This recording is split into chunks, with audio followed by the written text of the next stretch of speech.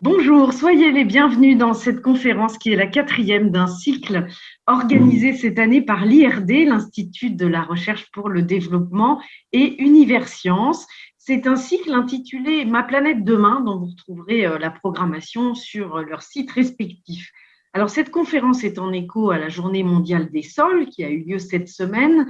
Le sol, cette si fragile surface de la Terre, abrite une incroyable richesse biologique, mais c'est difficile de se faire respecter quand on vous marche dessus.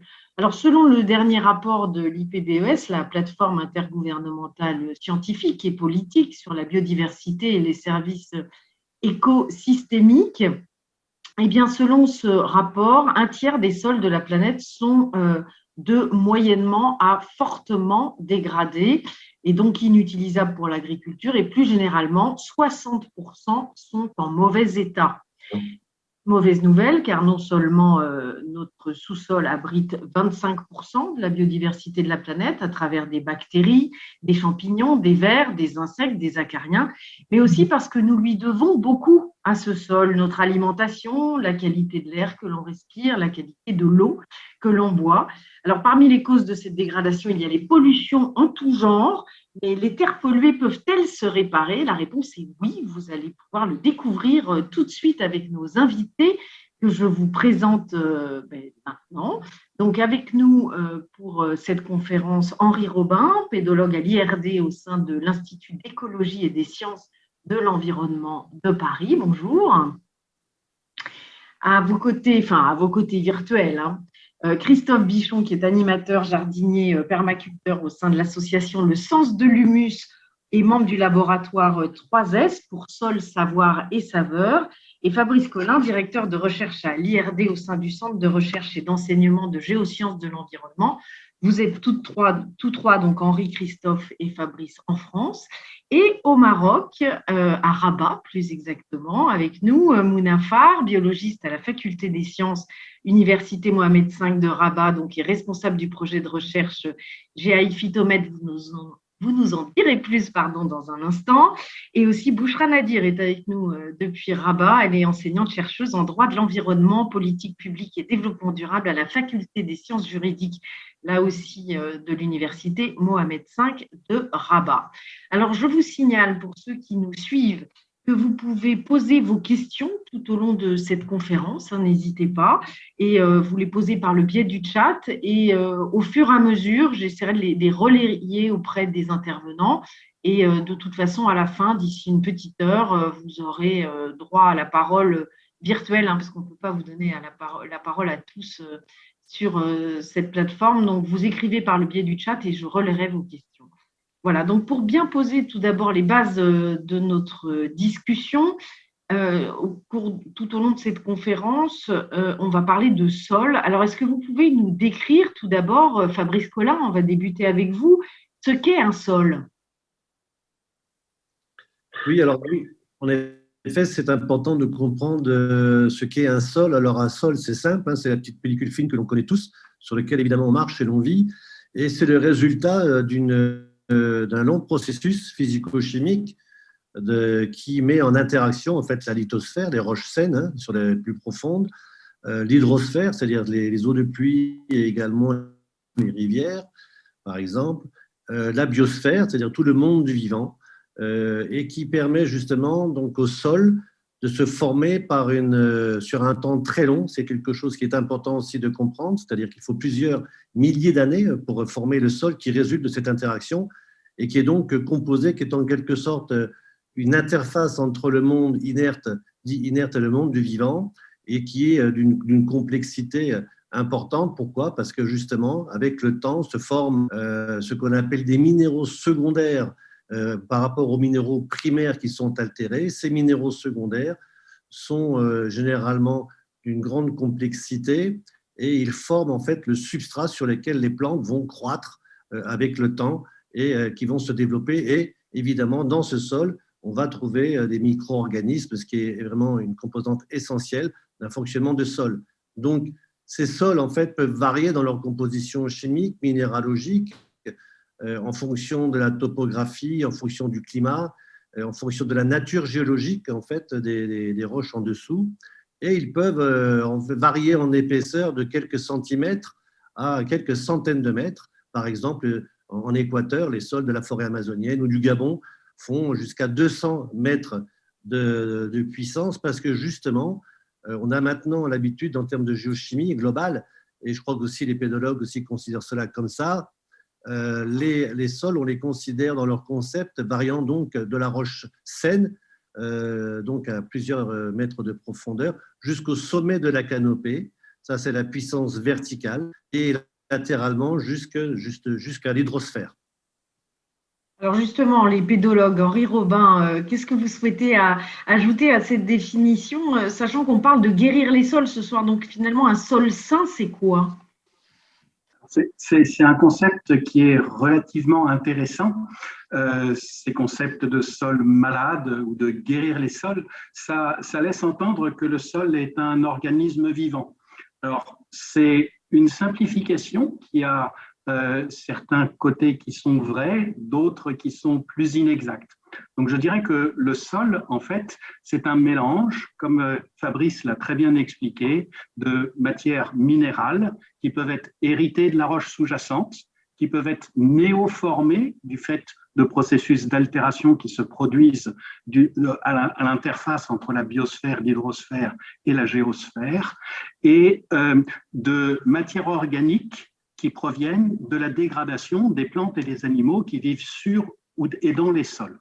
Donc, tout cet ensemble-là, c'est de la matière organique, de la matière minérale et des êtres vivants qui habitent dans cet espace-là. Ce qu'il y a d'important de noter, c'est que le sol, c'est quelque chose qui est complexe, mais qui est quand même organisé. Ça a des structures qui sont très précises, et ces structures remplissent de nombreuses fonctions pour les êtres vivants qui s'y développent, soit à l'intérieur, soit sur le sol. Voilà, pour compléter ce que disait Fabrice. Mounafar, est-ce que vous voulez ajouter quelque chose à ces présentations? Pour ma part, le sol, comme je vais rebondir sur ce qu'a dit Henri et Fabrice, c'est la partie superficielle de l'écorce terrestre, donc il y a l'interface entre géosphère, biosphère et atmosphère, puisqu'il possède des constituants minéraux venant de l'altération des roches-mères, des constituants organiques issus de la décomposition d'êtres vivants et des constituants également gazeux circulant dans ces interstices. Donc, en tant que biologiste et qui m'intéresse… Excusez-moi, Mouna, je vous interromps, mais il y a quelque chose qui est sur votre micro. Micro, d'accord. Donc, peut-être rien. Ou alors, si tout le monde a bien fermé son micro, je pense que ça vient de vous, il y a un petit bruit. Bouchra, est-ce que ça vous dérangerait de fermer votre micro peut-être? Mais je ne crois pas que ça vienne de vous. D'accord. Donc, je disais que c'est l'interface entre différentes parties. C'est toujours, vous entendez toujours le bruit? Non, là, ça va. D'accord, parfait. Et donc, je disais, en tant que biologiste, je m'intéresse plutôt aux plantes. Pour moi, le sol est un milieu de croissance pour les plantes. C'est un milieu qui fournit aux végétaux chlorophylliens les éléments essentiels, les ions minéraux dont ils ont besoin. Ils supportent en fait les plantes qui effectuent toute la production primaire terrestre qui sert de base pour les différents niveaux trophiques. Pour moi, donc également, donc, le sol est un milieu vivant et qui donne la vie à d'autres êtres vivants, les plantes, les micro-organismes et même à nous, les hommes. Christophe Bichon, est-ce que vous souhaitez ajouter quelque chose? Je vais activer mon micro. Oui, alors moi, je suis absolument ravi de cette rencontre. Vraiment, je tenais de vous remercier pour l'avoir organisée, puisque moi, ce qui me semble très important, c'est que ce soir, je vais me poser en tant que représentant d'un acteur associatif, et qu'en fait, nous sommes une association de jardiniers et nous utilisons le sol pour cultiver des plantes. Et bien souvent, les jardiniers n'ont pas connaissance de comment fonctionne le sol, d'où l'importance de lier vraiment cette discussion, cette relation avec des chercheurs qui peuvent expliquer un peu plus finement comment le sol fonctionne, même si on en est tout à fait conscient. Et puis, on va aborder ensuite, dans un deuxième temps, la question de la pollution des sols, qui nous concerne vraiment de manière assez dramatique, malheureusement, dans le secteur où nous sommes situés et de manière globale dans le milieu urbain. Alors, vous êtes à Montreuil, près de Paris. Vous nous présenterez votre jardin dans un instant. Donc, je pense que ceux qui nous suivent l'ont compris, hein, le sol, c'est un écosystème complexe qui est malheureusement très facile à dégrader, notamment avec avec nos activités minières, comme le démontre cette vidéo qui a été tournée dans le Gard, dans le sud de la France.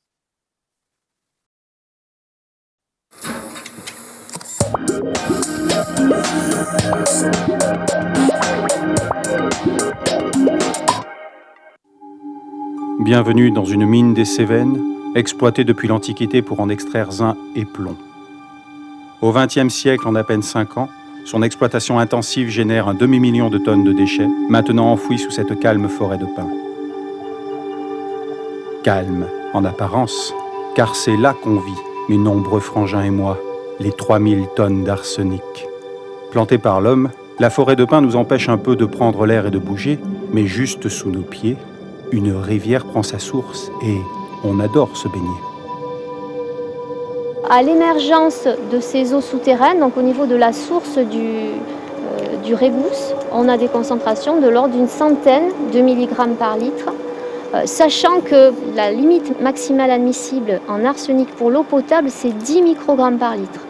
Donc on est à 100 000 microgrammes par litre. Si je suis naturellement présent sur Terre à haute dose, je deviens mortel pour l'homme. Comme je suis très mobile, je me déplace en suivant la rivière et perturbe les écosystèmes sur mon chemin, faisant mourir nombre d'animaux et de plantes. Corinne étudie la chimie de l'eau en plusieurs endroits de la rivière, puis l'analyse au laboratoire. Elle y voit plusieurs de mes frères, différentes formes d'arsenic. Certains dévalent la rivière, certains se minéralisent sous forme de cette pierre de couleur safran, d'autres sont arrêtés par des micro-organismes. On filtre également l'eau afin de mesurer la quantité de matière en suspension dans l'eau, puisque l'arsenic est contenu non seulement dans l'eau, mais aussi dans les particules qui sont transportées dans le cours d'eau.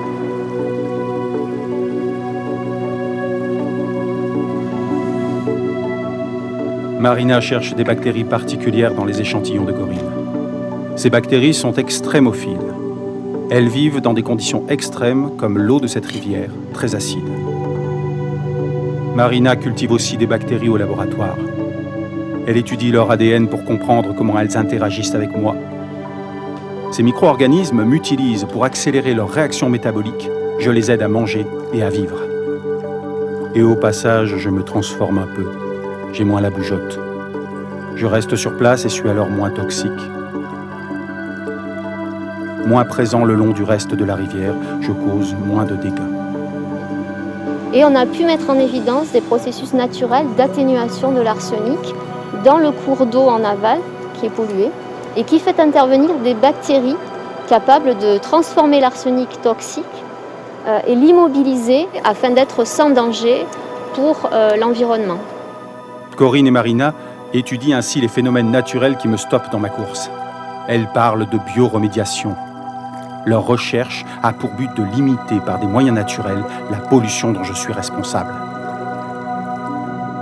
Mais on est encore très nombreux et pour longtemps dans cette rivière qui figure parmi les plus polluées d'Europe.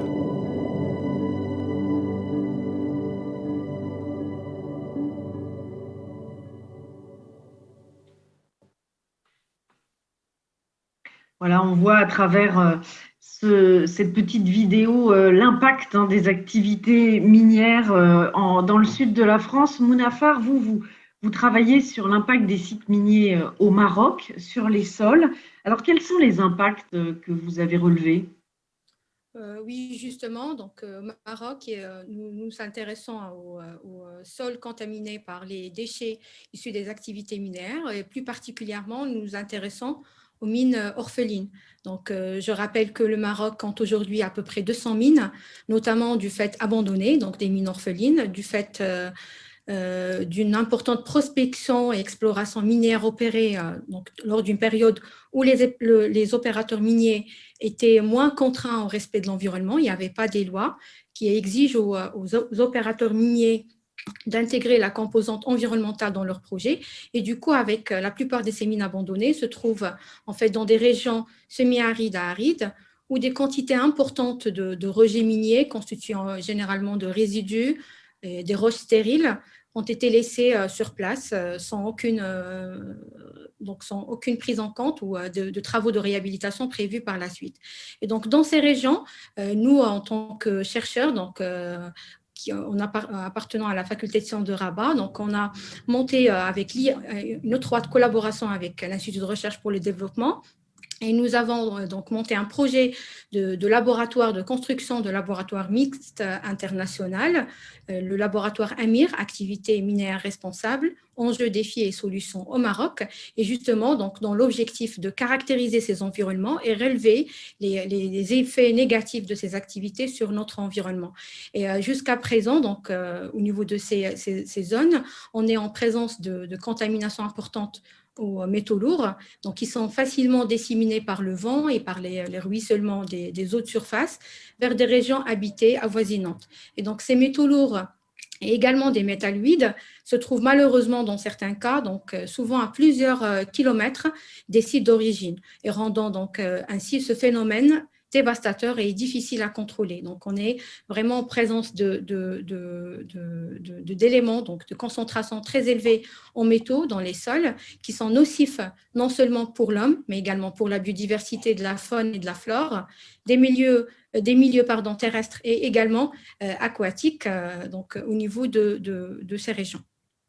Alors, Fabrice Collin, ce n'est pas un phénomène propre au Maroc, hein. On retrouve ce phénomène dans le monde entier.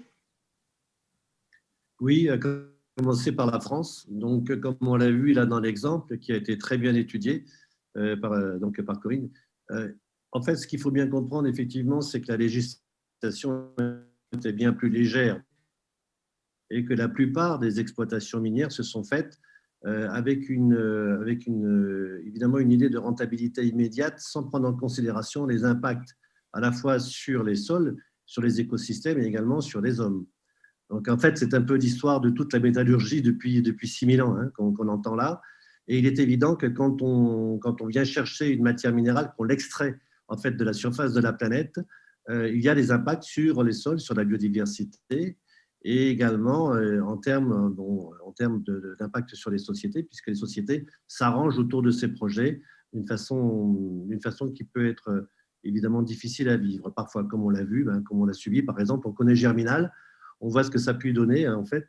Mais il n'en est pas moins que c'est générateur d'externalités positives. C'est-à-dire que ça entraîne un développement économique qui demande à être interrogé aujourd'hui à l'aune justement des différentes priorités et à l'aune des grandes prises de conscience qui sont en rapport avec les projets miniers et leur impact dans leur ensemble. Donc, ce que l'on fait aujourd'hui, c'est qu'on essaie de comprendre par rapport à ces territoires miniers abandonnés, comment en fait, quel est l'état des écosystèmes dans leur globalité.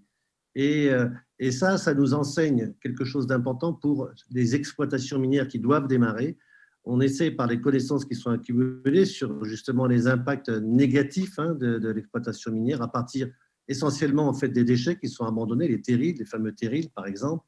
On essaie de modéliser une activité minière plus vertueuse, plus responsable en termes d'impact, ce qui peut nous enseigner sur les projets à venir en termes de ce qu'il faut faire pour justement éviter ces contaminations. Alors justement, on en parlera, ça, des solutions, si vous voulez bien. On en parlera dans un instant, voilà. Des solutions. On va rester un petit peu sur le constat. On reviendra sur tout le travail que vous faites pour justement permettre d'éviter ces pollutions. Henri Robin, il n'y a pas que les activités minières qui polluent, il y a les villes aussi, tout simplement, l'activité urbaine. Oui, l'activité urbaine peut être une source de contaminants assez importante. Alors, il me semble qu'il est important de bien distinguer ce qu'on appelle une contamination et ce qu'on appelle une pollution. Une contamination, c'est quand il y a une anomalie, une concentration en une substance toxique qui est au-delà des normes habituelles. Quand on a une pollution, c'est que cette concentration devient si élevée qu'elle est dangereuse pour la santé. Donc, il faut bien distinguer contamination et pollution. Et d'autre part, il faut bien distinguer ce qui est d'origine naturelle et ce qui est d'origine, on dit anthropique, qui a été créé par l'homme. Et donc, il y a certaines substances pour lesquelles c'est facile, parce qu'elles ne proviennent que de l'homme. Par exemple, l'atrazine, c'est une substance qui est complètement synthétique, qui a été créée par l'homme et qu'on trouve encore en assez grande quantité dans les environnements périurbains liés aux activités agricoles. En revanche, pour les éléments traces métalliques, là, c'est beaucoup plus compliqué parce qu'il y en a une part qui vient de l'altération des minéraux des roches que Fabrice a exposé tout à l'heure. Donc ça, c'est naturel, ça fait un fond. Et puis ensuite, il y a des activités humaines qui durent depuis très très longtemps, depuis des milliers d'années, et qui font qu'il y a un fond de contamination qui est habituel. Et puis ensuite, il y a des pics, des zones où ça se concentre et où ça devient très dangereux pour la santé des populations riveraines. Et ça, dans les environnements urbains, on arrive finalement à des concentrations qui peuvent être aussi élevées que celles que l'on observe dans les environnements miniers. Alors, il y a des villes qui se sont construites à côté des mines, comme le précisait Fabrice, mais il y a aussi des villes qui sont extrêmement polluées et qui ne sont pas à côté de mines. Par exemple, en région parisienne, on a des concentrations en plomb dans les jardins publics qui peuvent atteindre 300 à 400 mg par kilogramme. On appelle ça aussi des parties par million, des ppm. Et ça, c'est à peu près 20 fois au-dessus des normes habituelles qui sont autour d'une vingtaine, une trentaine de milligrammes par kilogramme. Christophe Bichon, justement, dans votre jardin, il y en a de la pollution au plomb. Alors, expliquez-nous tout d'abord où est-ce que vous travaillez avec votre association Le Sens de l'Humus? Alors, je vais être obligé de faire très très court puisque je sais que notre temps de parole est limité. Vous avez quelques minutes quand même. Mais... Voilà, mais je vais essayer un peu de resituer le contexte géographique. Donc, moi, je suis salarié d'une association qui s'appelle Le Sens de l'Humus, qui est née en 2006 et qui agit au sein d'un secteur qui est absolument incroyable, qui est unique en France, que l'on nomme les murs à pêche. Alors, les murs à pêche, contrairement à ce qu'on pourrait penser, c'est pas là où on pêchait des truites.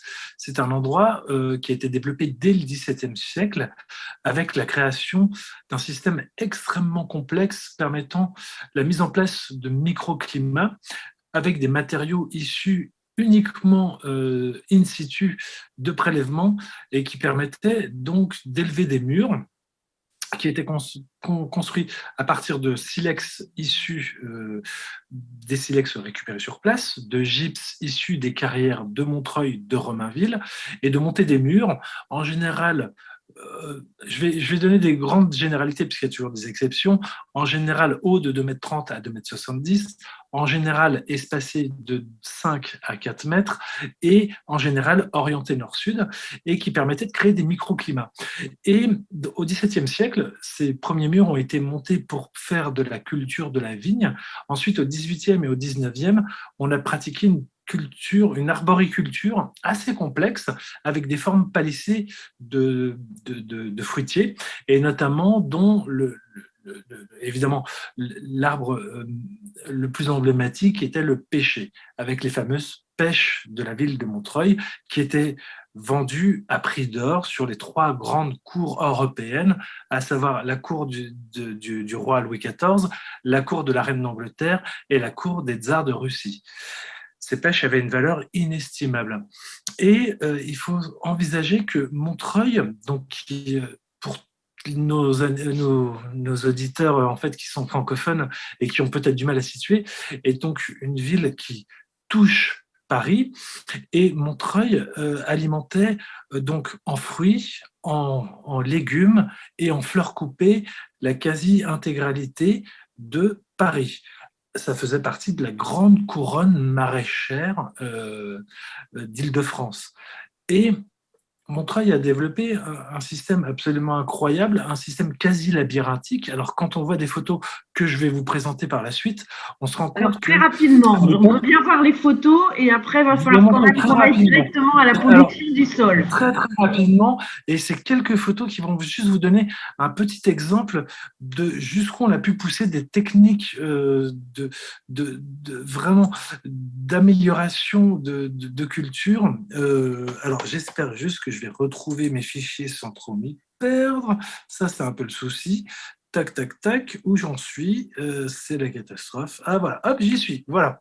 Tac, alors je vous montre, les murs à pêche, voilà, on a des photos aériennes l'apogée des murs à pêche, donc ça a commencé au XVIIe siècle, avec de la culture de la vigne.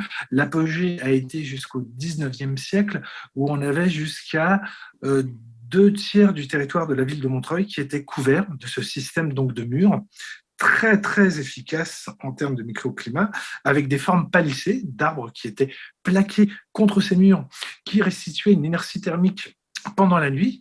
Je vous montre des photos très rapidement. Et quand on voit une vue aérienne, on se rend compte que la quasi-totalité de la ville était vraiment occupée par ces murs.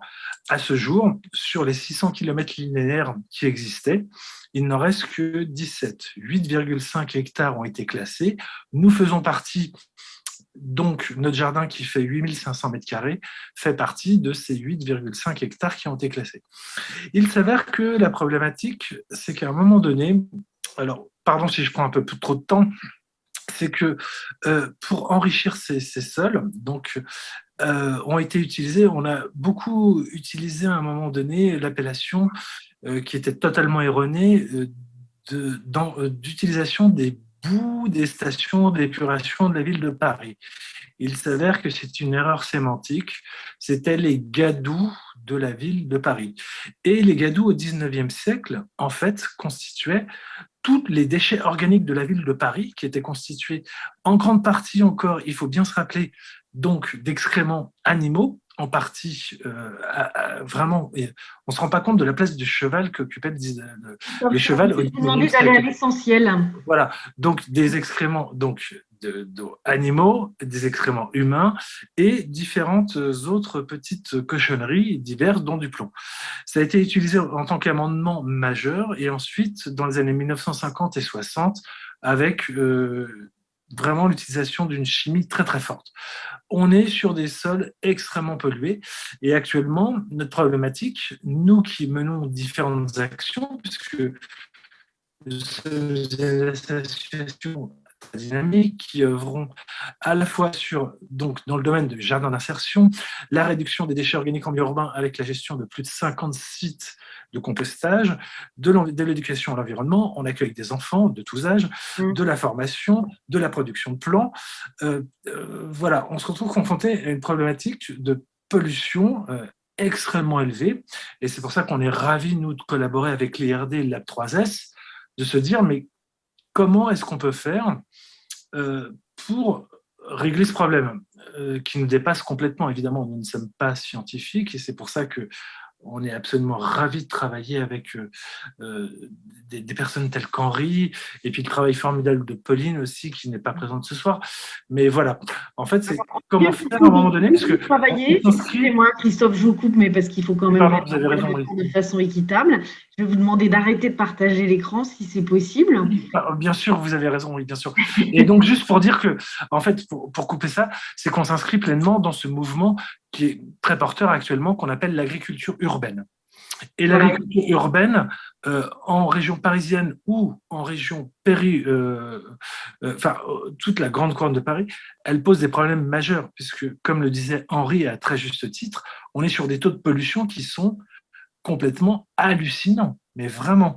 Et actuellement, toutes les mairies, à commencer par la mairie de Paris, mais la mairie de Montreuil, la mairie de Bondy, veulent développer cette agriculture urbaine, mais on est sur des problématiques de pollution qui atteignent des seuils, qui sont totalement ingérables et qui mettent en danger la population. Et c'est comment on réussit à faire le lien entre le travail des chercheurs, un travail citoyen, un travail associatif et informer aussi les usagers et vraiment mettre en avant ce travail de co-construction et de transmission des savoirs. Voilà, je m'arrête là, j'ai beaucoup parlé, je m'excuse.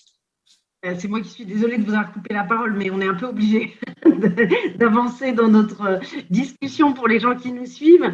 Alors, vous le disiez, hein, les sols autour de Paris sont extrêmement pollués, et c'est vrai autour de nombreuses villes du monde, comme le disait Henri Robin tout à l'heure, alors que se développe un peu partout justement l'agriculture urbaine. Ça pose des vraies questions de santé publique, mais la bonne nouvelle, c'est que l'on sait dépolluer les sols. Enfin, en tout cas, il y a plein d'expérimentations en cours dans de nombreux pays. Alors là, on va voir une vidéo où on ne va pas parler d'agriculture urbaine, mais de dépollution des sols pollués à cause des effluents du pétrole. Et on part au Nigeria. We are building community of collaborators, empowering people so we can respond to the needs of our sick soil, sick water and sick air. Come with me, let's go. Bonjour tout le monde, je suis Victoria au Nigeria. Mon pays pourrait être l'un des plus beaux au monde, avec une biodiversité immense, des forêts de palmes et plus de 800 km de côtes. Mais c'est aussi un pays producteur de pétrole. Et à Port Harcourt, la capitale de l'or noir, la suie qui s'échappe des raffineries de pétrole artisanales couvre toute la ville. Et les fuites de pétrole brut, qui s'échappent des oléoducs des grandes sociétés pétrolières, polluent l'eau et la terre. Mais j'ai appris qu'une jeune scientifique propose des solutions incroyables pour résoudre ces problèmes, à partir des plantes.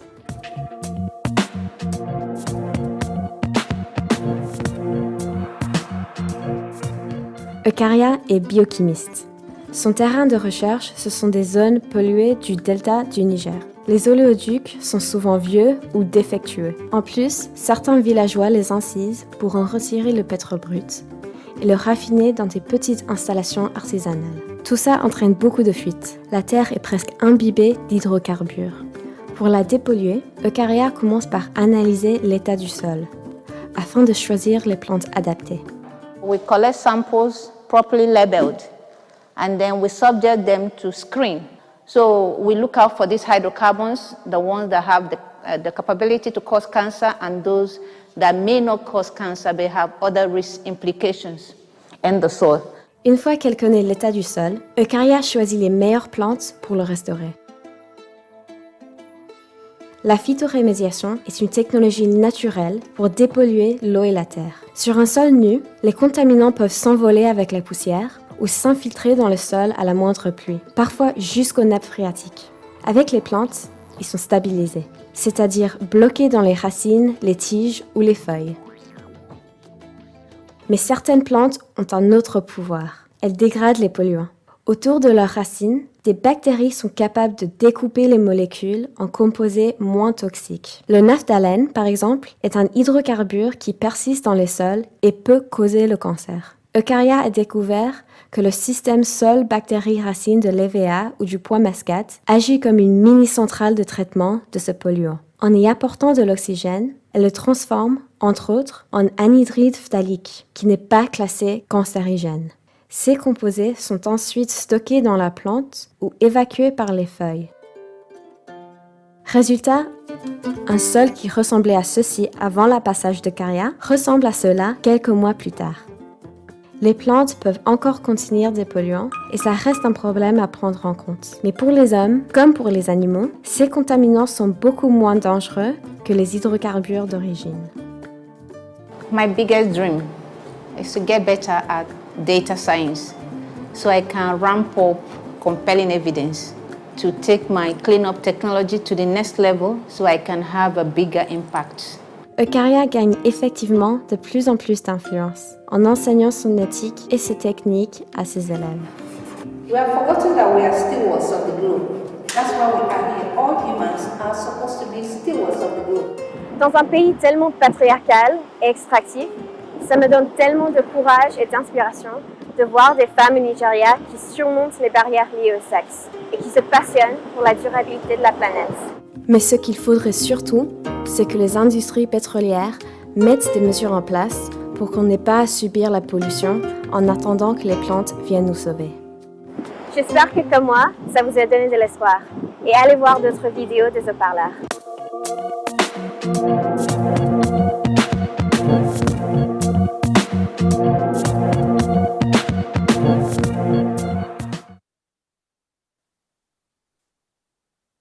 Et voilà un exemple donc d'une initiative. Là, c'était au Nigeria, mais il y a plein d'endroits dans le monde où il y a des initiatives pour essayer de dépolluer les sols. Fabrice Collin, dans cette vidéo, la solution choisie, c'est la phytoremédiation. C'est une technique parmi d'autres. Il y a aussi la phytodégradation, la phytoextraction, la phytostabilisation.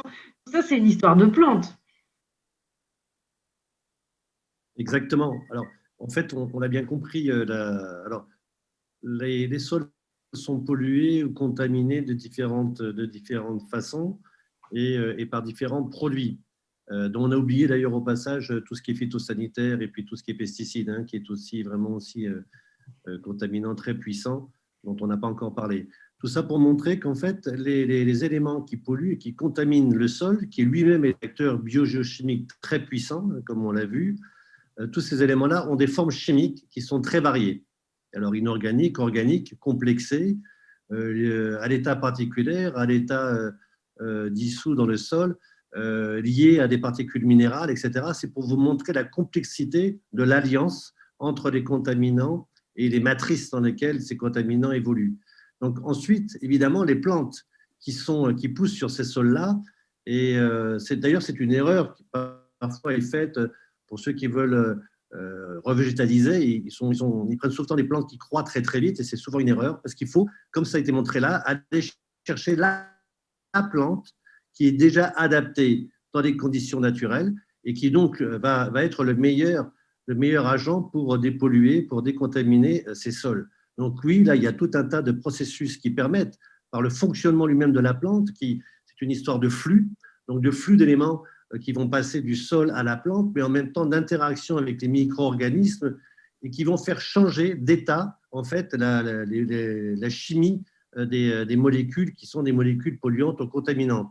C'est exactement ce que l'on a vu dans cet exemple-là. Ça demande évidemment énormément de recherche pour choisir la bonne plante, pour choisir les bonnes bactéries, pour choisir les bons champignons qui sont aussi très efficaces dans la restauration de ces sols dégradés.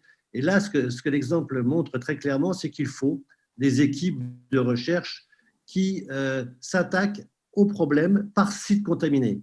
Et donc, ça vous montre l'énormité en fait, du travail qui reste à faire en interface avec l'ensemble des chercheurs, les populations concernées, en termes de sciences participatives, etc., pour traiter chaque site avec les meilleures plantes possibles et avec les meilleures bactéries, les meilleurs micro-organismes, pour faire changer d'un état chimique à un autre qui permet effectivement d'avoir beaucoup moins de danger à partir des nouvelles molécules qui sont issues de ces processus biologiques. Mounafar, c'est ce que vous faites au Maroc, justement, essayer de trouver les bonnes plantes pour les bons sites, pour chaque site pollué. Oui, exactement. Donc, la phytoremédiation, juste un petit éclaircissement, ça englobe toutes ces stratégies que vous venez de dire, phytostabilisation, phytoextraction, phytovolatilisation, etc. Donc, c'est l'ensemble de ces techniques, on appelle tout ça, c'est de la phytoremédiation.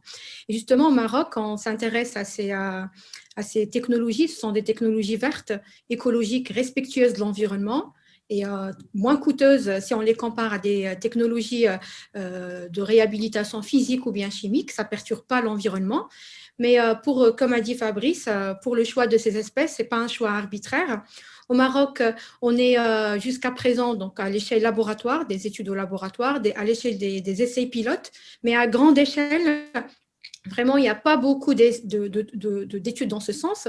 Je vous donne un petit exemple qui a été réalisé par une compagnie minière dans la région orientale pour la revégétalisation et la phytostabilisation des terrils, du plomb et du zinc.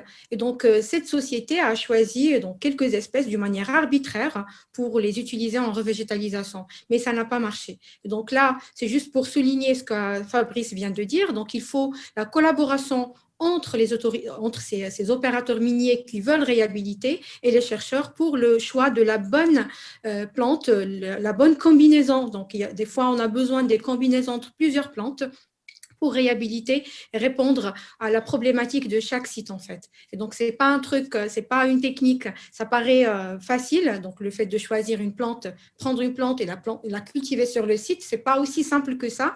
Ça demande beaucoup d'études en amont au laboratoire, donc une caractérisation sur le site, des études au laboratoire, pour comprendre le potentiel de ces plantes, comment ils font ça, comprendre de point de vue moléculaire, donc génétique, comment ils arrivent à se développer sur des conditions extrêmes. Ils accumulent des teneurs très élevées des fois, et par la suite, pour améliorer, pour apporter un plus. Alors justement, une petite question rapide. Vous dites qu'elles accumulent parfois à des hauts degrés ces plantes des polluants, mais du coup, on en fait quoi vous en faites quoi des plantes? Parce que ça devient des sources de pollution? Non, justement, donc c'est la technologie de phytoextraction qui utilise les plantes qui sont capables d'absorber les éléments, les stocker dans les parties aériennes. Et donc c'est un plus, ce sont des plantes les plus demandées et on n'a pas beaucoup malheureusement, donc on est à la recherche de ces espèces d'intérêt. Et donc ces plantes, une fois cultivées sur le site contaminé, donc ils accomplissent leur cycle. Ce que nous proposons, c'est de récupérer cette biomasse pour réextraire. Donc il y a des procédés physiques et chimiques qui permettent de réextraire ces métaux à nouveau. Donc, c'est plus rentable en termes des métaux d'intérêt, métaux critiques, donc qui ont une forte valeur économique, plus que pour les métaux de base, mais ça reste tout de même une source de réexploitation, de recyclage de ces éléments à nouveau. Ouais, c'est utilisé notamment pour le nickel en Nouvelle-Calédonie, me semble-t-il. Oui, c'est ce qu'on appelle le phytomining. Henri Robin, pour dépolluer les sols autour des villes, quelles sont les solutions possibles?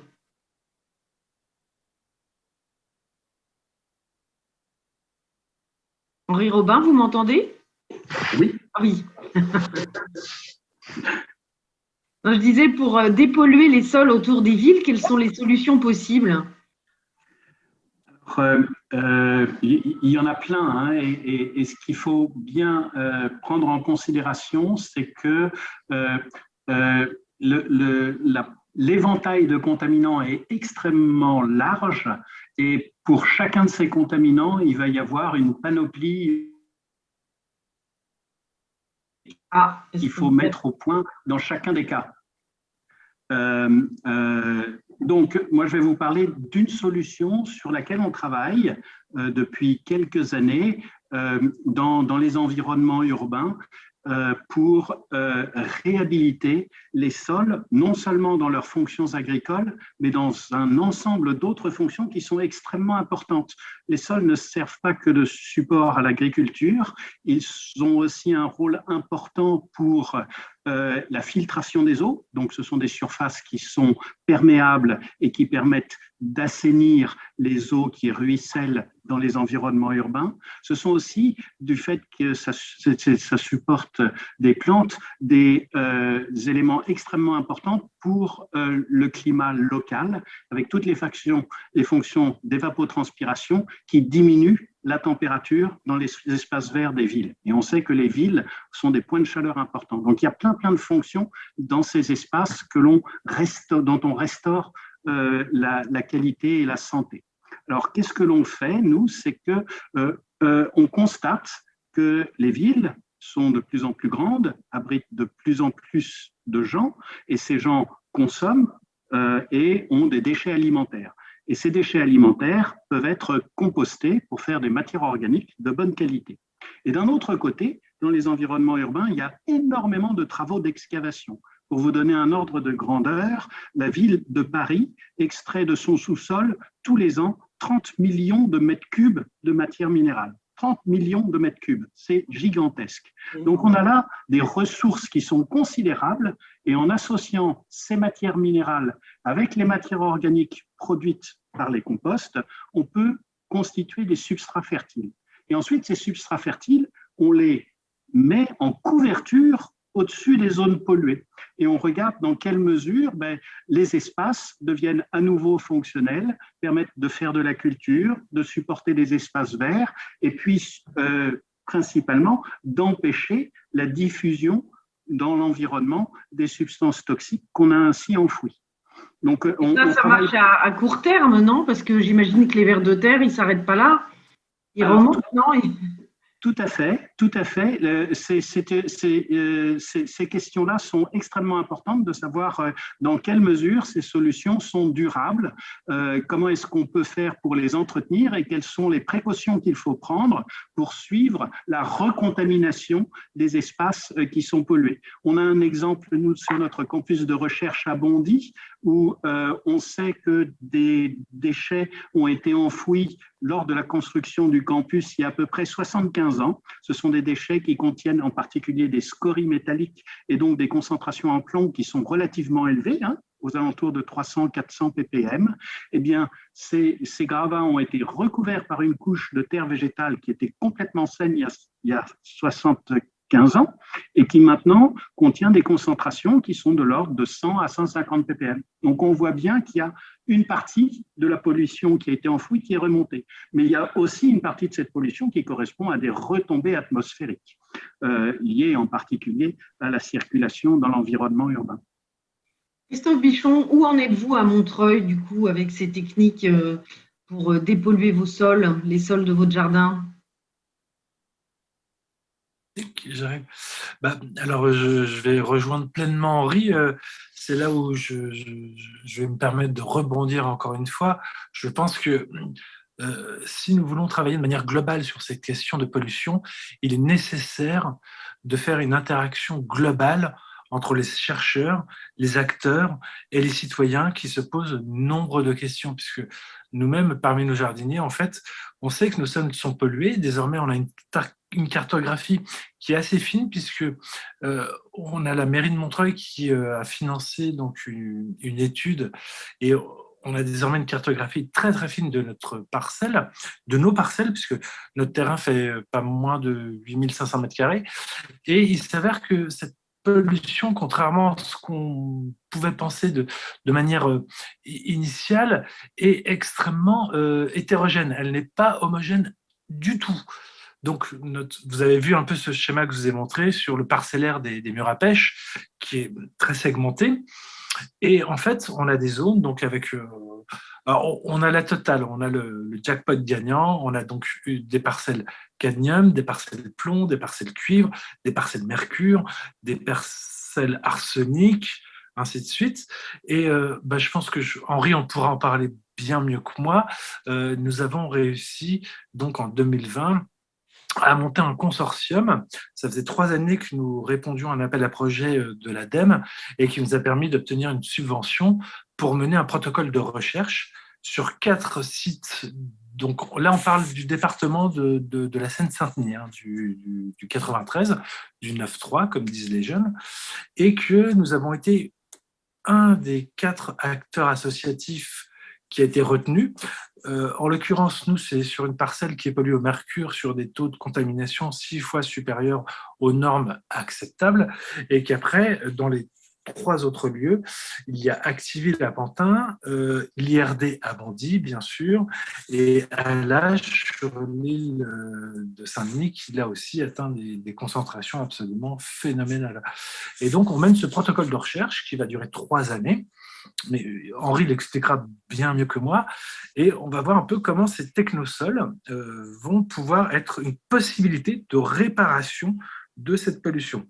Sachant que, tu l'expliqueras bien mieux que moi, Henri, on ne retire pas la pollution, on fait juste en sorte qu'elle soit inactive.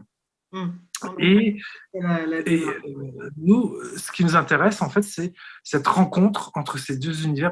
Alors, c'est pour ça, quand on parle d'un sol, et M. Collin l'expliquait très très bien, c'est d'une complexité rare. On a une alliance entre le végétal, le champignon, des bactéries, et je pense que c'est exactement ce qu'on est en train de reproduire en faisant le lien entre des chercheurs qui parfois peuvent être isolés, des acteurs locaux qui sont très impliqués mais qui n'ont pas de connaissances techniques, et des habitants qui sont en plein questionnement.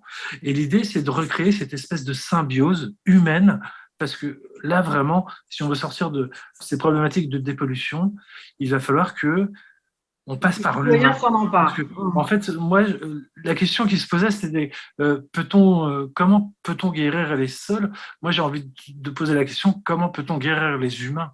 Parce que ce sont eux qui ont déjà, dans un premier temps, créé ces pollutions, mais surtout qui continuent à les créer. Et actuellement, là, une autre pollution, nous, à laquelle on est confronté au quotidien, mais vraiment de manière très concrète, c'est la pollution au plastique. Là, récemment, on est intervenu sur un projet de microforêt à Sevran. On s'est fait livrer du broyat de la part d'une société du 78. Le broyat était blindé de plastique.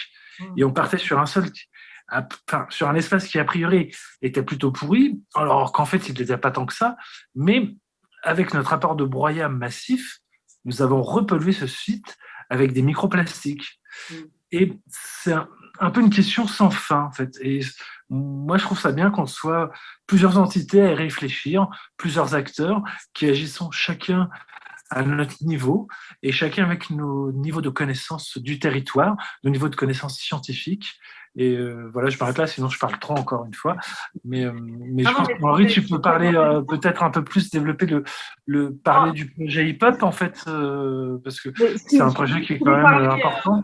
Ce dont je voulais parler pour essayer d'aller dans la suite de ce que vous venez de dire sur le fait qu'il faudrait essayer de stopper surtout ces pollutions, qu'elles ne se multiplient pas, c'est par exemple l'outil juridique pour limiter ces pollutions. Alors, Bouchra Nadir, vous êtes patiente depuis tout à l'heure, vous nous écoutez avec l'œil et surtout l'oreille attentive de la juriste. Parce que l'arme juridique, c'est aussi un moyen, non pas de réparer, mais de limiter l'apparition de nouveaux sols dégradés. Alors, il y a un nouveau texte qui a été adopté au Maroc en 2015. Est-ce que vous pouvez nous expliquer de quoi il s'agit? Parce que ça peut peut-être inspirer d'autres pays. Oui, justement, dans le cadre de la préservation de l'environnement, la nouvelle loi minière marocaine prévoit des mesures environnementales qui se concrétisent à travers l'obligation de réaliser des études d'impact sur l'environnement pour chaque projet d'exploitation minière et accompagné d'un plan d'abandon relatif à l'activité minière. Le titulaire de la licence d'exploitation des mines est subordonné à l'obtention d'une décision d'acceptabilité environnementale et doit élaborer une étude d'impact sur l'environnement. Généralement, cette étude d'impact doit décrire les procédés de fabrication, la nature et les quantités des matières premières, les ressources d'énergie utilisées. Elle doit aussi prévoir les mesures de suppression, de réduction des conséquences dommageables du projet sur l'environnement, ainsi que les mesures visant à mettre en valeur et à améliorer les impacts positifs du projet, et bien sûr la mise en place des programmes de surveillance, de suivi pour assurer le respect des exigences environnementales prises en compte par l'étude. Alors, le plan d'abandon pour la excusez-moi, il est prévu par l'article 60. Oui. Pour avancer un petit peu et qu'on soit concret, quels sont par exemple les risques qu'encourt une société minière au Maroc aujourd'hui qui ne respecterait pas ce texte? Quels sont les niveaux de sanctions? Oui, alors les sociétés minières qui ne respectent pas ce texte, il y a des infractions qui sont prévues par cette loi. Il y a d'abord, on envisage des sanctions administratives et des sanctions pénales. Par exemple, sanctions administratives, on met en demeure le contrevenant par lettre recommandée 30 jours et on lui donne un délai de 60 jours pour répondre aux prescriptions et respecter les dispositions prévues par l'autorisation. À défaut, et après une nouvelle mise en demeure de 30 jours, l'administration procédera à la révocation sans indemnité du titre foncier. Et bien sûr, il y a d'autres sanctions pénales. Le fait d'installer ou de démarrer des travaux relatifs à l'exploration, à la recherche et à l'exploitation des mines sans aucun titre minier, que ce soit intentionnellement ou par négligence, est susceptible d'un emprisonnement de 6 mois à 2 ans et d'une amende de 50 000 à 500 000 dirhams. Également, on peut rappeler le fait de procéder à des travaux d'exploration, de recherche ou d'exploitation de produits des mines dans des périmètres réservés, que ce soit intentionnellement par négligence, susceptible d'une amende de 100 000 dirhams à 1 million de dirhams. Donc, il y a des infractions et des sanctions. Bien sûr, l'affaire ici, ce n'est pas l'affaire uniquement du droit, c'est l'affaire aussi des mesures incitatives pour encourager les sociétés minières à respecter les exigences environnementales. Par le principe de l'éco-conditionnalité, on conditionne le financement public de l'État aux entreprises minières par rapport aux objectifs environnementaux. et qui s'appuie aussi sur le principe pollueur-payeur qui essaie de mesurer la performance environnementale de l'entreprise. Et enfin, il y a aussi des mesures volontaires. Les entreprises minières peuvent volontairement intégrer les mesures et les exigences environnementales suivant le concept de responsabilité sociale des entreprises qui intègre les préoccupations économiques, sociales et environnementales. Et alors, j'avais une dernière question. Est-ce que cette loi est appliquée? Parce qu'on sent qu'elle est ambitieuse, mais est-ce qu'elle est appliquée? Oui, elle est appliquée dans la mesure où, normalement, si on veut démarrer une activité dans ce sens, il faut avoir une autorisation. Pour l'instant, je pense que pour contrôler et assurer un suivi, c'est là où se trouve la difficulté, surtout dans le secteur informel. Donc, dans la région Tiafilet-Figuig, par exemple, il y a ce qu'on appelle l'activité minière artisanale, qui travaille dans l'informel, qui échappe à tout contrôle. C'est là où se trouve le problème de difficulté d'assurer le contrôle et de suivi. Voilà. Alors, dernière question avant que je relaie les questions de ceux qui nous suivent, puisqu'on a plusieurs questions qui sont arrivées là. On pourrait parler des heures de ce sujet, évidemment, là, avec une conférence comme celle-là, on effleure ce qui est l'objet de votre travail à tous quotidiennement. Donc, j'imagine que c'est extrêmement frustrant, mais si les gens qui nous suivent veulent en savoir plus, ils peuvent aller vous chercher sur vos différents sites de recherche. Donc, la dernière question, ça serait, il y a un grand décalage, évidemment, entre les niveaux de pollution et les moyens pour faire face à ces pollutions entre les pays du Nord et les pays du Sud. Alors, quels sont pour vous, dans ces deux contextes où il y a des sujets communs, mais des moyens d'y faire face très différents, les priorités? Fabrice Collin, la priorité, elle doit être mise sur quoi, selon vous?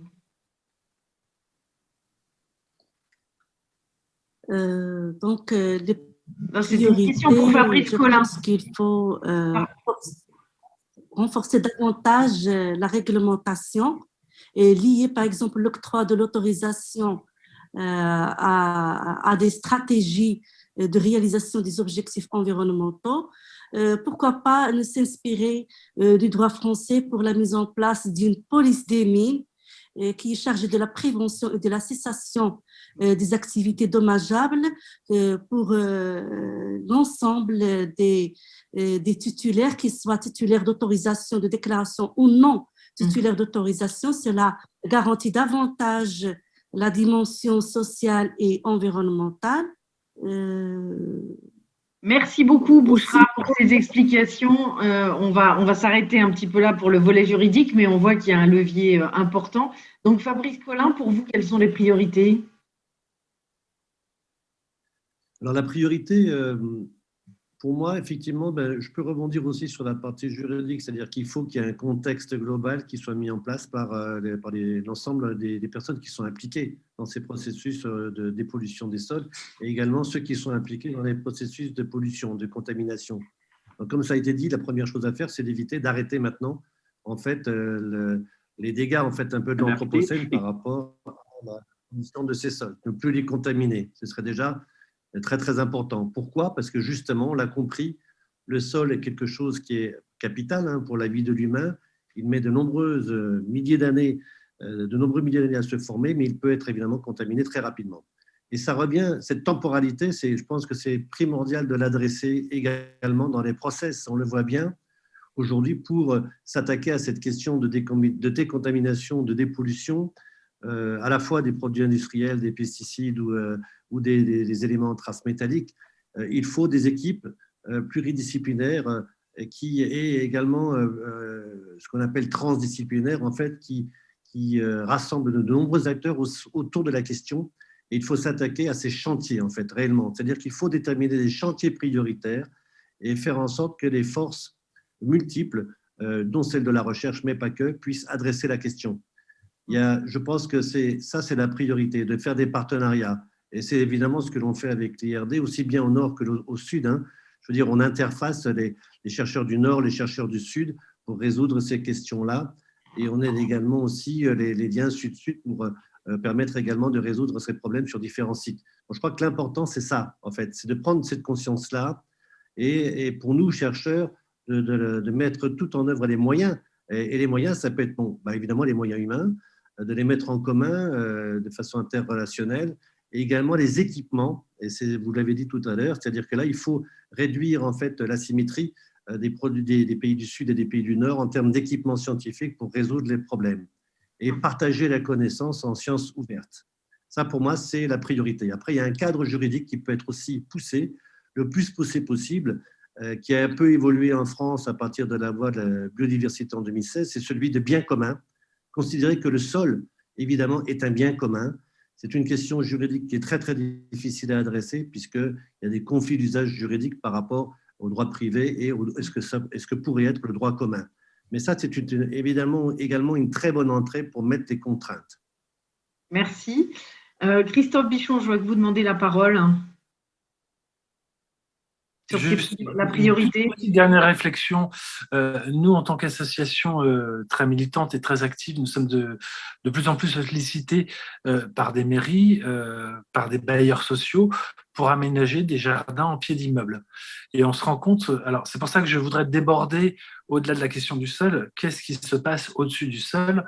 Il se passe aussi que quand on crée un jardin partagé, alors désormais c'est le nouveau terme à la mode puisqu'on ne parle plus de jardin vivrier ni de jardin ouvrier, mais il y a une dimension sociale, humaine qui est essentielle.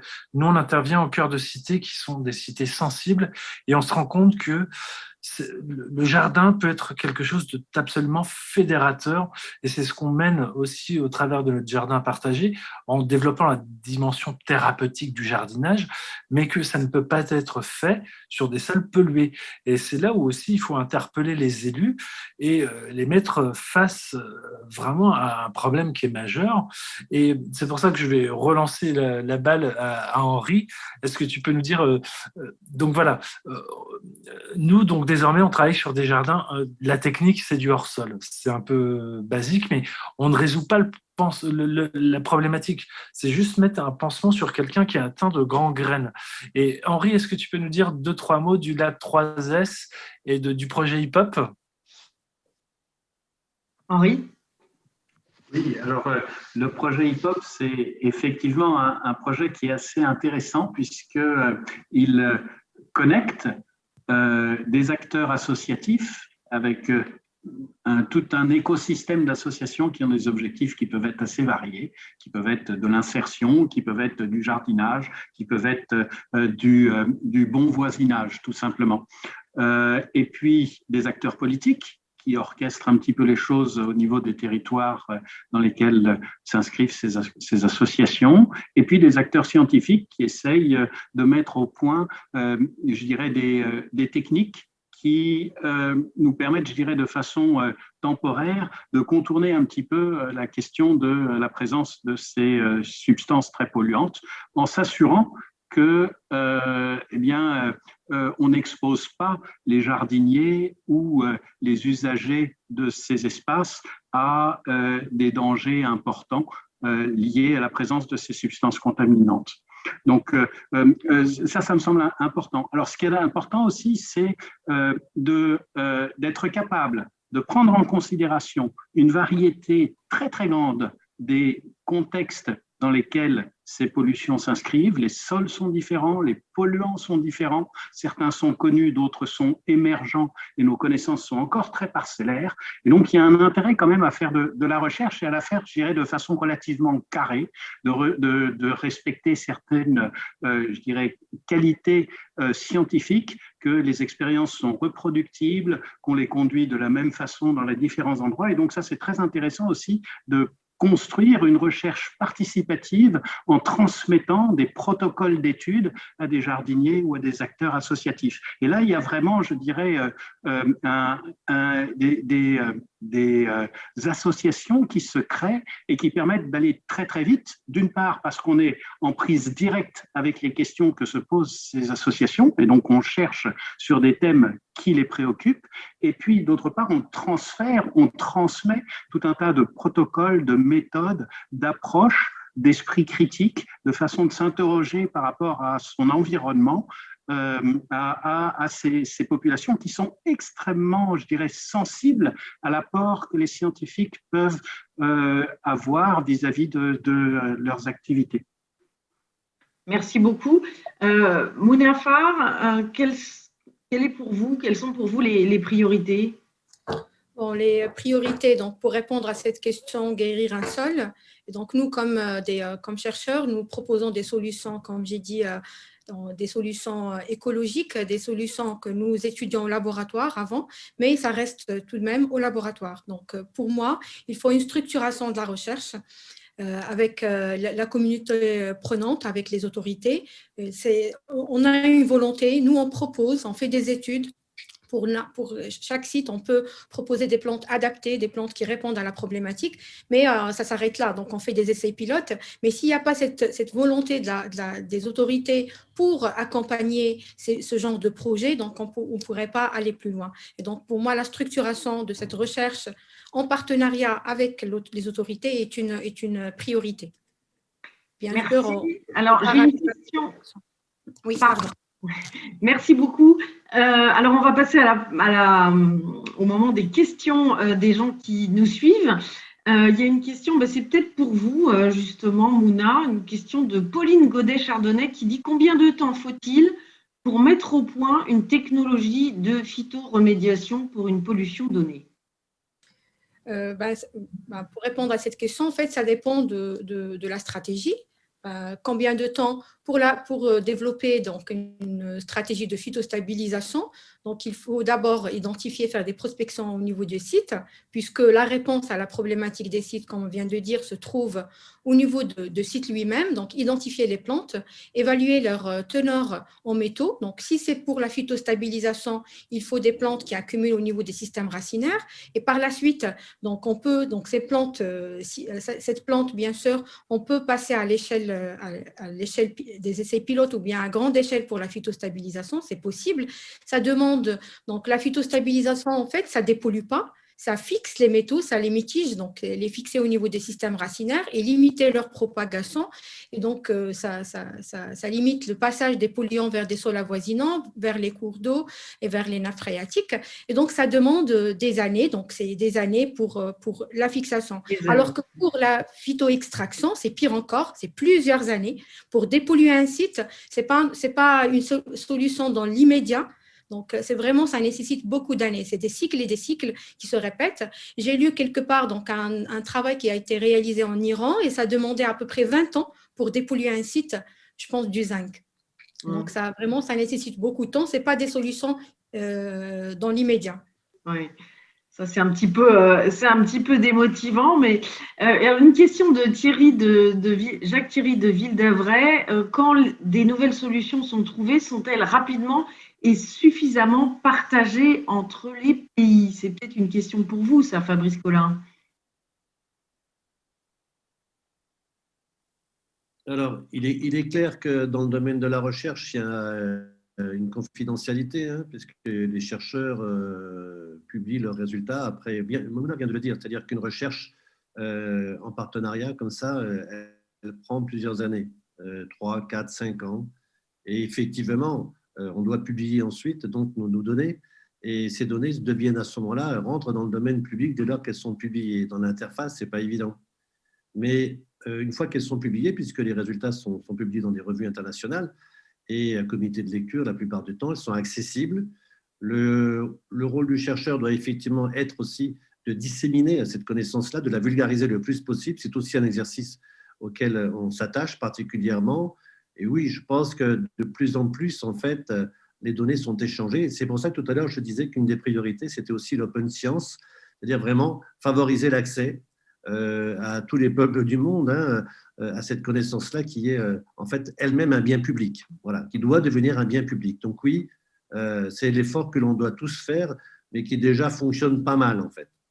Après, ça appelle une autre question qui pointe le fait qu'il faut quand même, enfin, vous avez tous dit qu'il y avait des quantités colossales de sols pollués, donc il y a une espèce de course quand même pour essayer de dépolluer ces sols. Et est-ce que du coup, certains États investissent dans cette recherche, ce qui permettrait de mettre peut-être plus encore en commun les recherches, alors que quand il y a du privé qui s'en mêle, évidemment, il y a des enjeux de brevets, etc., quoi. En même temps, ce sont des recherches longues, donc sans doute chères.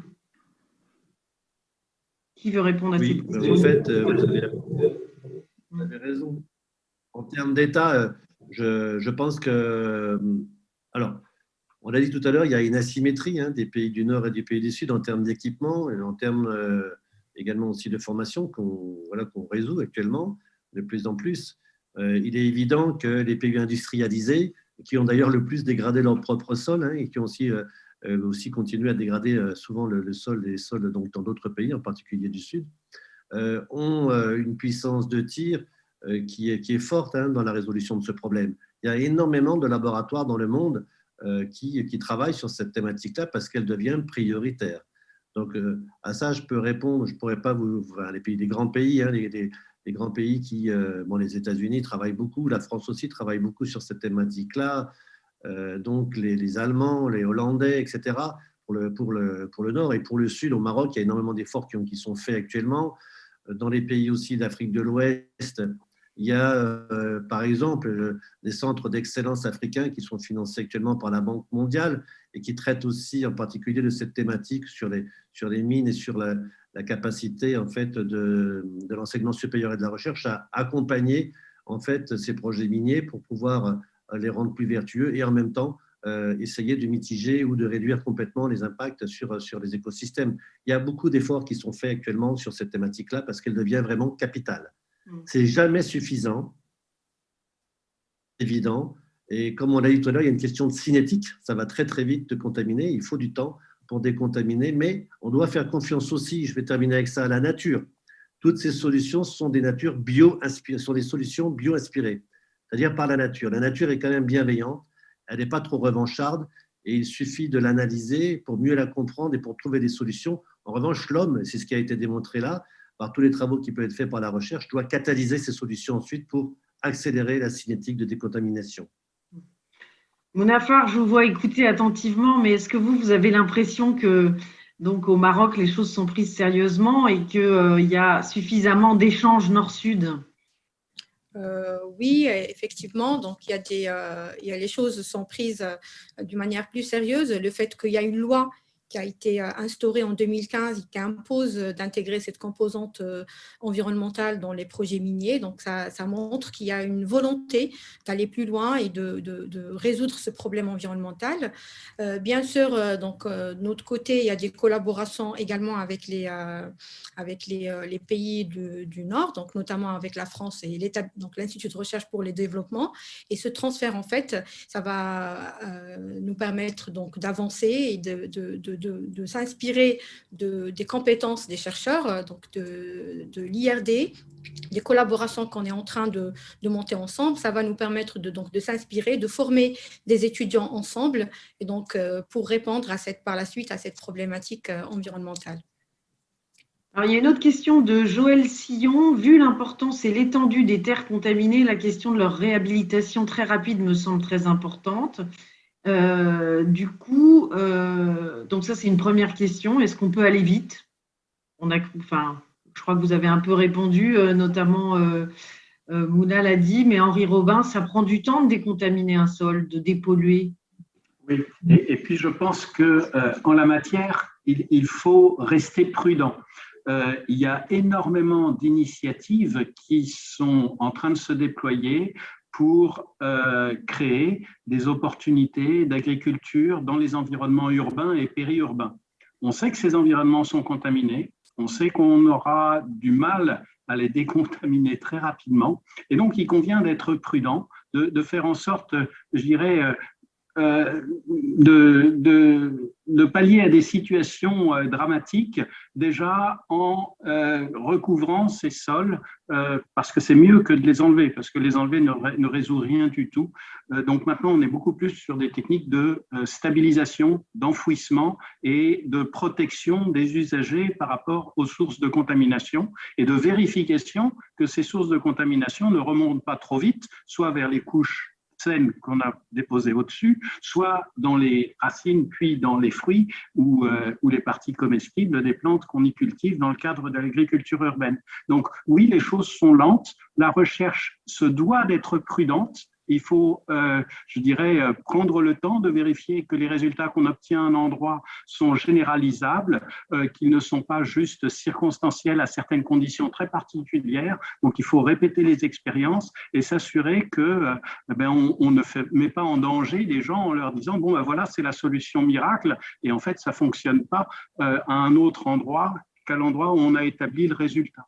Donc, il convient d'être prudent et de continuer à chercher. Et je pense que ces façons de chercher entre le monde académique, les chercheurs, et puis des populations qui sont extrêmement, je dirais, perméables à une transmission de savoir, est une très, très bonne façon pour, je dirais, essayer d'accélérer un petit peu, en tout cas de multiplier les expériences pour s'assurer que les résultats que l'on obtient sont fiables. Mais alors, Christophe Bichon, c'est vraiment un enjeu de santé publique parce qu'en fait, quand on voit cet engouement pour l'agriculture urbaine, autour des villes et même dans les villes, on voit énormément d'articles de gens qui créent des fermes autour des villes ou dans les villes, mais qui a vraiment, ou même ces jardins partagés dont vous parliez, qui a vraiment conscience de cet enjeu des sols pollués? Là, vous êtes entre gens, vous travaillez sur ces sujets, etc. Donc, pour vous, c'est évident. Mais est-ce que la plupart des citoyens qui créent leur potager ou qui créent un bout de potager au milieu de leur cour d'immeuble ont conscience de cet enjeu? Actuellement, moi, ma position, elle est qu'on est vraiment dans une période de transition où de plus en plus de citoyens s'interrogent, se posent des questions et on se rend compte que le politique, lui, a du mal à gérer tout ça. On est dans une espèce de démarche de mettre de plus en plus à disposition des citoyens des parcelles pour faire des jardins partagés. Et puis soudainement se pose la question de la pollution. Et on réalise qu'on est sur des sites pollués, mais surtout se pose la question du coût de la dépollution. Donc du coup, les mairies, en l'occurrence nombre de mairies qui ont développé des systèmes de jardins partagés, réalisent que les sommes à mettre en jeu sont absolument colossales. Et donc, on est un peu sur un système un peu bâtard où on va essayer de faire en sorte... Alors, on est aussi dans une problématique de greenwashing. Je vais mettre en avant les incroyables comestibles, des bacs partagés. Mais les incroyables comestibles, ça semble aberrant quand on vous écoute. Ah ben oui, c'est totalement aberrant, mais je le redis, les incroyables comestibles, à Montreuil, il faut les faire avec en bac surélevé, un tissé ou un géotextile, et encore, ça ne peut être pas suffisant, de l'EPDM pour remettre de la terre saine, pareil, d'où elle vient, d'où elle provient, comment elle a été produite, et pour pouvoir être absolument certain qu'il n'y a pas de contamination entre le sol pollué et ce nouveau sol dans lequel on va cultiver des plantes. Et là, moi, où ça m'inquiète, c'est que j'ai l'impression qu'il y a une espèce de débordement, et c'est pour ça que je voudrais revenir aussi. Là, on parle de pollution ancienne, mais moi, celle qui m'inquiète le plus, c'est ces pollutions absolument nouvelles qui sont exponentielles, et j'en reviens au plastique. Vraiment, sur le plastique, je pense que là, c'est un des enjeux majeurs. Je vous rappelle que Printemps silencieux de Rachel Carson date de 1962, et actuellement, nous, on est donc à Montreuil face à une pollution microplastique. Le plastique se fragmente, se divise, et là, on a des parcelles qui sont polluées au plastique, mais c'est inimaginable.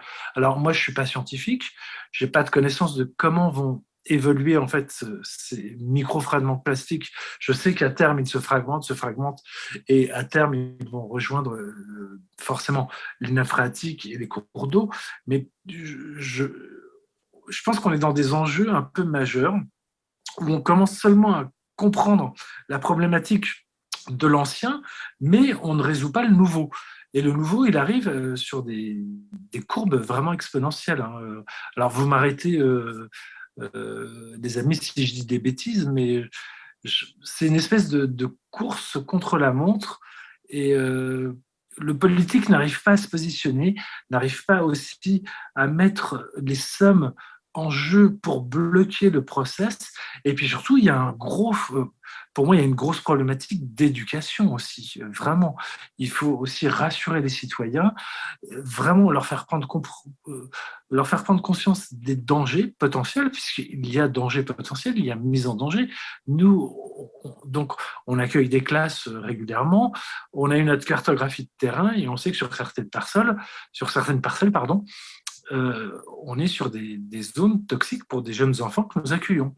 Voilà, donc c'est très inquiétant aussi. Et c'est pour ça qu'on est vraiment ravis de travailler avec le monde scientifique qui va nous permettre un peu d'avoir quelques assises un peu sûres et de réfléchir à des scénarios d'évolution et de stabilisation. Mais c'est inquiétant. Alors justement, comme c'est inquiétant, il y a une question là pour peut-être créer un peu d'espoir, mais je ne sais pas si c'est une question réaliste finalement. C'est la Terre peut-elle s'auto-nettoyer? Qui veut répondre à cette question? Peut-être sur des milliers d'années, Henri Robin? Alors ça, ce sont des choses que l'on essaye de développer dans notre institut, mais d'autres laboratoires aussi. C'est tout ce que l'on appelle l'ingénierie environnementale, l'ingénierie pédologique, l'ingénierie écologique. C'est ce que mentionnait Fabrice tout à l'heure, c'est s'inspirer de la nature pour essayer de comprendre comment elle fonctionne et optimiser ce qu'elle est capable de faire, en particulier face à une situation de contamination. Donc là, oui, on a, je dirais, quand même des connaissances qui s'améliorent et je dirais des hypothèses de travail qui nous permettent d'être, je dirais, un petit peu confiants sur la possibilité d'utiliser les vertus de la nature pour remédier à des situations que nos sociétés ont créées. Alors, ce que je dirais, c'est que les sociétés anciennes, elles ne savaient pas trop ce qu'elles faisaient et du coup, elles ont fait des pollutions qui sont assez gigantesques parce qu'elles méconnaissaient quel pouvait être l'impact de ces substances toxiques. Et c'est que récemment que la science a pu comprendre quelle pouvait être l'influence et les pathologies émergentes par rapport à ces substances toxiques, que ce soit des substances naturelles ou des substances artificielles ou des substances émergentes comme les plastiques que Christophe mentionnait. Donc, moi je pense qu'on a quand même des possibilités, je dirais, de mettre en œuvre des processus naturels pour corriger des situations dégradées que il ne s'agit pas d'accuser qui que ce soit, mais simplement de s'inspirer de la nature. Mais la nature, elle ne fera pas, je dirais, les choses de façon complètement autonome. Il est intéressant de bien comprendre les processus naturels pour les utiliser de façon opportune dans des situations qui sont dégradées. Allez, une dernière petite question qui parle du labour. C'est une question, est-ce que le labour, même extensive, tous les 4-5 ans dans l'agriculture est quelque chose. Il y a écrit que nous voulons, j'imagine que ça veut dire, est-ce que c'est quelque chose qui peut participer de près ou de loin à restaurer les sols? Je peux répondre puisque je suis le pédologue de service. C'est une question qui est encore extrêmement débattue. Est-ce que le labour est quelque chose de nocif ou est-ce que c'est quelque chose d'utile par rapport aux pratiques agricoles? Je dirais que ça dépend des contextes. Ça dépend des situations et il ne faut jamais être trop dichotomique. Le labour peut avoir des vertus, le labour peut avoir des effets dégradants. Pour donner un exemple, le non-labour oblige les agriculteurs à utiliser des quantités de plus en plus grandes de produits phytosanitaires. Et donc ça, oui, on peut restaurer la structure d'un sol, laisser tranquille tous les vers de terre et autres insectes qui s'y développent. Mais d'un autre côté, les adventices et les mauvaises herbes se développent de plus en plus. Du coup, on met de plus en plus d'herbicides.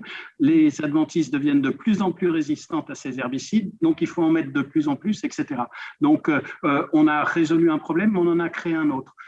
Donc, les choses sont pas si simples que ça par rapport au labour, et je pense qu'il faut être un petit peu raisonnable, donc vérifier les conditions dans lesquelles on fait le labour de façon à pas dégrader les sols, bien regarder quelles sont, je dirais, les situations climatiques dans lesquelles on fait rentrer les engins agricoles dans les parcelles, avoir des outils qui sont moins lourds, diminuer la taille des tracteurs, des choses comme ça, peuvent aussi être, je dirais, d'autres éléments de réflexion par rapport à labour ou non labour.